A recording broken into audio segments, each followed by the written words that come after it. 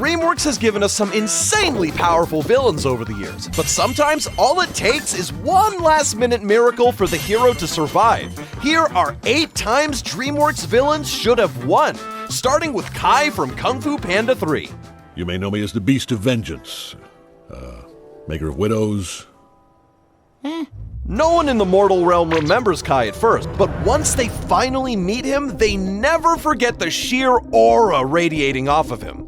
After being banished to the spirit realm by Oogway, Kai spends 500 years collecting the chi of every kung fu master trapped there just to get his revenge. The guy basically escapes the afterlife by aggressively harvesting chi, and once he gets to the mortal world, his biggest advantage isn't just his strength, but his army of jade warriors. They act as his eyes, ears, and extra limbs, allowing him to fight through multiple masters without even being in the room. So by the time Po takes him to the spirit realm, Kai has already stolen the chi of Oogway, Shifu, and most of the Furious Five. From a power scaling standpoint, Po should have been cooked, really, especially considering he knows nothing about the laws of the spirit realm, whereas Kai lived there for 500 years. You brought me back. Don't blame me. I tried to finish this in the regular realm. And we'll finish it here. He, in fact, did not finish it here, but for a few seconds, he absolutely could have. At one point, Kai almost drains Po's entire chi, and the only thing standing between him and victory is a village of pandas learning how to channel spiritual energy at the perfect moment. Now, to be fair, the panda village saving Po makes sense, since the film establishes that pandas are naturally connected to chi, but from Kai's perspective, this is still insane. The guy spent half a millennium stealing chi from legendary masters, then one panda village unlocks the technique in a few minutes and derails all his work. All Kai really needed was a few more seconds, much like Pitch Black from Rise of the Guardians. There will be nothing but fear and darkness. And me. That right there is Pitch's entire goal in life. After centuries of being forgotten, he wants a world where children stop believing in the Guardians. And the craziest part is that he almost gets it. After using the Dream Sand to create his nightmares, Pitch finally has an army powerful enough to take on the Guardians. He even manages to get rid of Sandman, who's objectively the strongest of the group. After achieving all that, Pitch makes almost every child in the world lose faith in the Guardians, who start to fade fast. At this point, he genuinely could have won. Until... I'm just not afraid of you.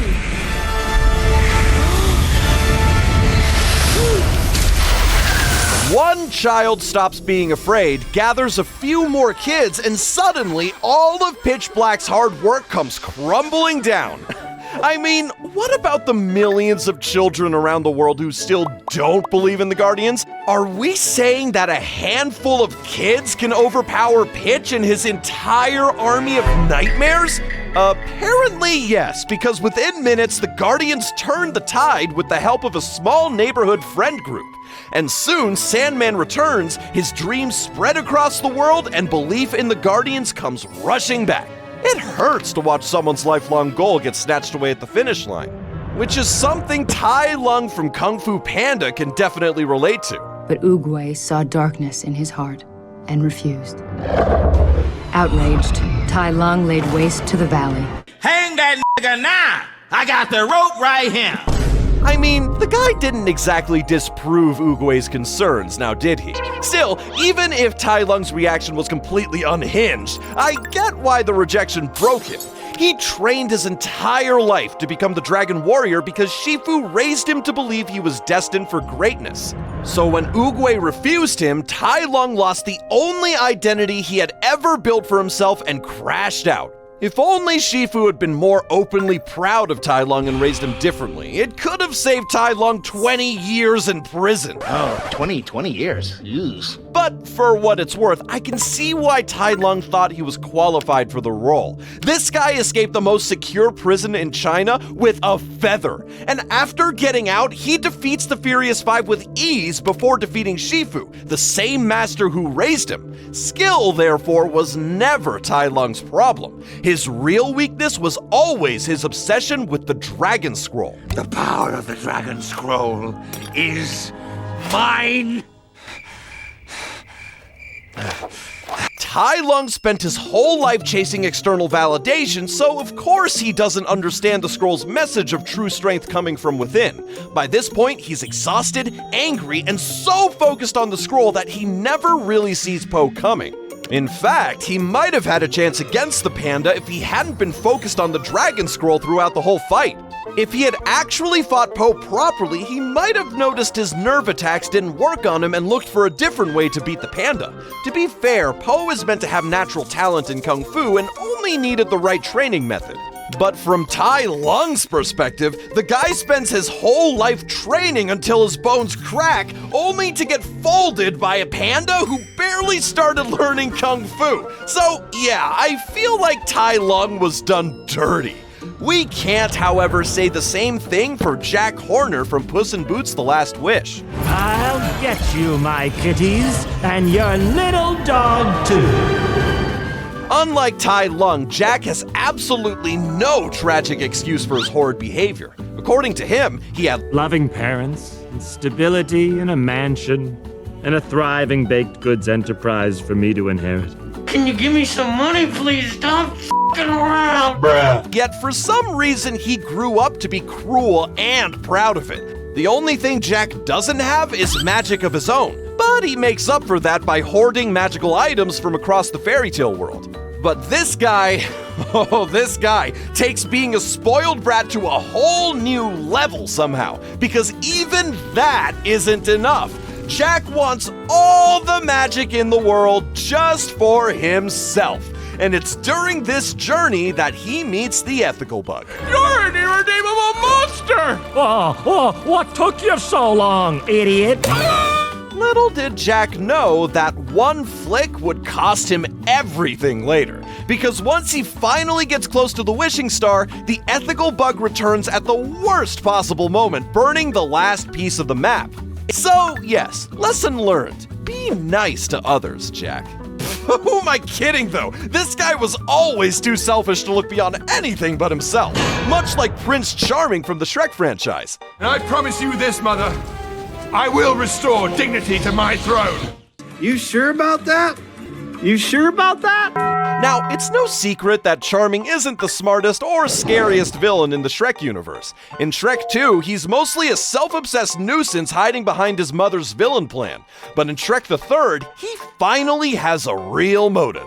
He wants revenge for Fairy Godmother's death, and he actually does a decent job at first. Charming gathers every rejected fairy tale villain and successfully takes over Far, Far Away. The man even captures Shrek after spending so long just talking about revenge, only to fumble the moment harder than anyone thought possible. Did he not, honey lamb? I will slice this thing up like a ham! Oh boy. Oh boy, indeed. I get that Charming wants his knight in shining armor moment and all the applause, but that ego is exactly why he loses. All Charming had to do was finish Shrek quickly and secure the kingdom.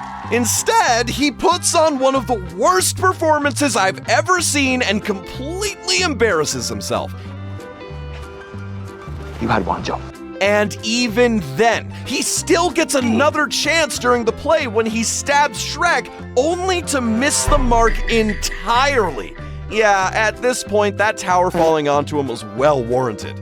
Prince Charming, therefore, was just a weak villain who was always too obsessed with looking victorious than actually achieving anything. Shantel Dubois, on the other hand, was a force to be reckoned with in Madagascar 3, Europe's Most Wanted. Poor animals. You should never have left the forest. Now you deal with me. If there's one thing Dubois has, it's dedication.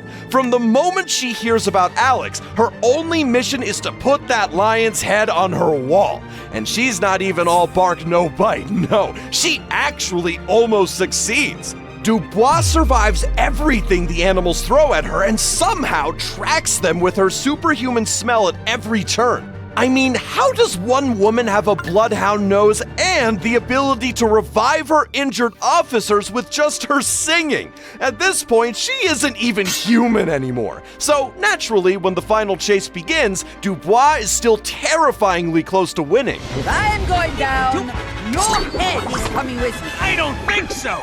Even in mid-air, this woman is somehow prepared to get rid of the lion. It's crazy how for most of the movie, Dubois is basically invincible. But at the finish line, a bunch of circus animals somehow rain on her parade and stop her from taking out Alex with her poison dart.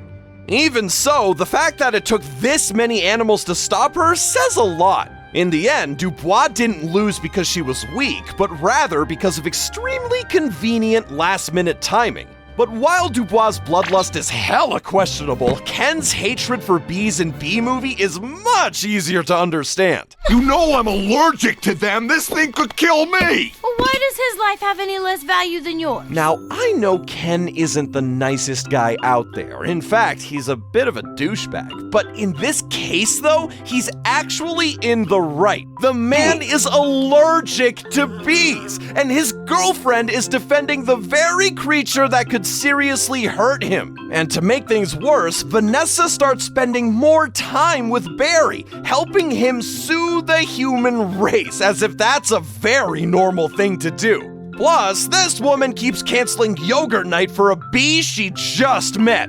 At this point, Ken must think he's crazy for even thinking something's going on between the two of them. No wonder he completely loses it. Something stinks in here.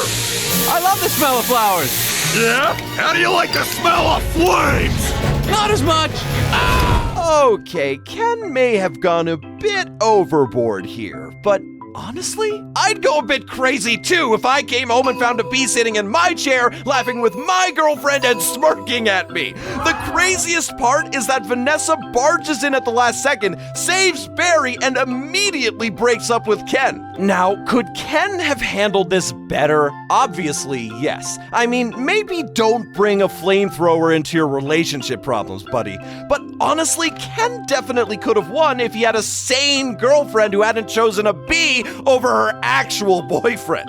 But then again, maybe getting out of that relationship before it drove him even crazier was a win in itself. Like Ken, many villains on this list almost won, but there's only one who always wins.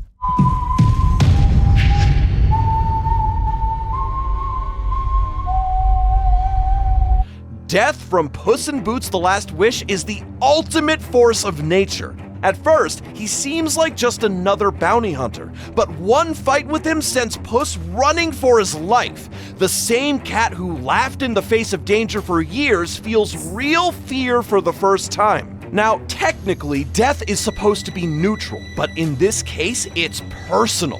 He's offended that Puss wasted 8 of his 9 lives like they had 0 value. So instead of waiting for the last one to end naturally, death comes to collect early. In fact, he could have easily killed him during their first encounter when Puss was terrified and completely outmatched. But instead, he let Puss run because he enjoys the chase. Later, though, he definitely regrets that decision. ¿Por qué diablos fui a jugar con mi comida? For anyone wondering, that basically translates to, why the hell did I play with my food? And honestly, fair question. The only reason he didn't get his prey in the end is that he gave Puss too much time to change. When death first comes for him, Puss is arrogant and still treating life like it's a joke. But by the final fight, Puss values his last life and is finally willing to protect it and everyone he cares for. So although death could still kill him, he doesn't, since Puss is no longer the reckless legend he was a few scenes ago. But even when death walks away, it feels more like a warning than anything. Although Puss survived this time, death makes it very clear he will see him again. And unlike every other villain on this list, he always gets the last word.